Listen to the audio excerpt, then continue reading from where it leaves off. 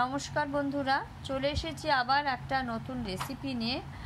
ডিমের রেসিপি আপনারা নানা রকমভাবে করে খান, তবে অনেকেই আছে গোটা ডিম সিদ্ধ করে ঝোল করলে খেতে ভালোবাসে না। তাদের জন্য কিন্তু এই রেসিপিটা আপনারা একবার ট্রাই করে দেখতে পারেন, খেতে কিন্তু ভীষণ ভালো হয়। তার জন্য দেখুন ডিমগুলো সেদ্ধ করে মাঝখান থেকে সুন্দর করে কেটে নিয়েছি। তারপর দেখুন কড়াইয়ে তেল দিলাম। তেলটা কিন্তু ভালো করে গরম হয়ে যাওয়ার পর সেটা গ্যাসটা বন্ধ করে দিয়ে একটু ঠান্ডা করে নেবেন। তারপর অল্প একটু হলুদ দেবেন, হলুদ দিয়ে ডিমগুলো দিয়ে দেবেন। কুসুমের দিকটা কিন্তু আগে তেলের ওপর দেবেন, তাহলে কিন্তু সুন্দর করে ভাজা যাবে, তা নাহলে কিন্তু কুসুমগুলো বেরিয়ে যাবে। দেখুন একে একে ডিমগুলো দিয়ে দিচ্ছি। এইভাবে ডিমগুলো কিন্তু দিয়ে দিতে হবে।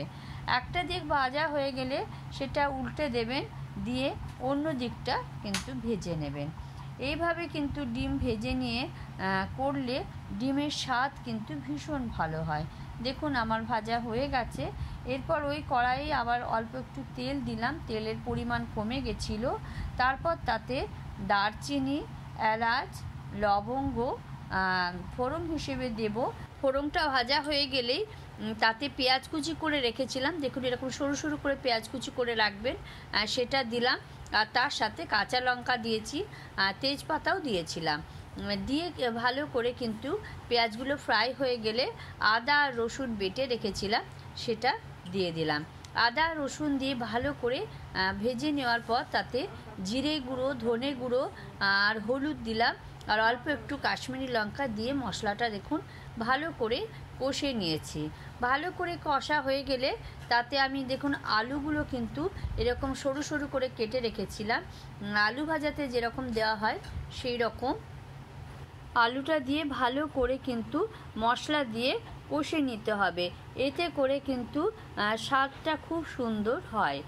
দেখুন গ্যাসটা কিন্তু আমি কমিয়ে রেখেছি, গ্যাসটা মিডিয়াম রেখে কিন্তু কষবেন, এতে করে কিন্তু খুব সুন্দর করে কষা যাবে। দেখুন কিছুক্ষণ নাড়াচাড়া করার পর এতে পরিমাণ মতো নুন দিলাম, নুন দিয়ে আবার একটু ভালো করে কষে নিচ্ছি। এইভাবে রান্না করে দেখবেন, খেতে কিন্তু দারুণ হয়। দেখেই বুঝতে পাচ্ছেন খুব সুন্দর করে কষা হয়ে গেছে। দেখুন এই সময় টমেটো থাকলে অবশ্যই টমেটোটা একটু পেস্ট করে দিয়ে দেবেন, আমার ছিল না তাই আর দেওয়া হয়নি। দেখুন এরপর পরিমাণ মতন গরম জল দিলাম, দিয়ে ফুটতে দিয়েছি। কিছুক্ষণ ফোটার পর যে ডিমগুলো আমি ভেজে রেখেছি সেটা দিয়ে দিলাম। এইভাবে একবার ডিমের রেসিপি করে দেখবেন, খেতে কিন্তু দারুণ লাগে। অনেকেই কিন্তু গোটা ডিমের ঝোল পছন্দ করেন না, তাদের জন্য কিন্তু এই রেসিপিটা একবার হলেও বাড়িতে করে দেখুন, খেতে ভীষণ ভালো হয়। এইভাবে ডিমগুলো দিয়ে কিছুক্ষণ ফুটতে দিতে হবে। বেশ কিছুক্ষণ ফোটার পর কিন্তু লাস্টে একটু গরম মশলা দিয়ে দিতে হবে। রেসিপিটা দেখে যদি ভালো লেগে থাকে তাহলে অবশ্যই লাইক, শেয়ার আর সাবস্ক্রাইব করে দেবেন বন্ধুরা। যে সমস্ত বন্ধুরা আমাকে সাবস্ক্রাইব করেছেন তাদেরকে অসংখ্য ধন্যবাদ। আর এখনও যারা এই কাজটা করেননি প্লিজ তারা সাবস্ক্রাইব করে আমার পাশে থাকুন। আর ফেসবুক থেকে যারা এই রেসিপিটা দেখছেন তারা কিন্তু আমার পেজটা লাইক করে পাশে থাকুন। দেখুন আমার রেডি হয়ে গেছে নতুন ধরনের ডিমের কারি। গরম গরম ভাতের সাথে কিংবা রুটির সাথে কিন্তু আপনারা সার্ভ করতে পারেন।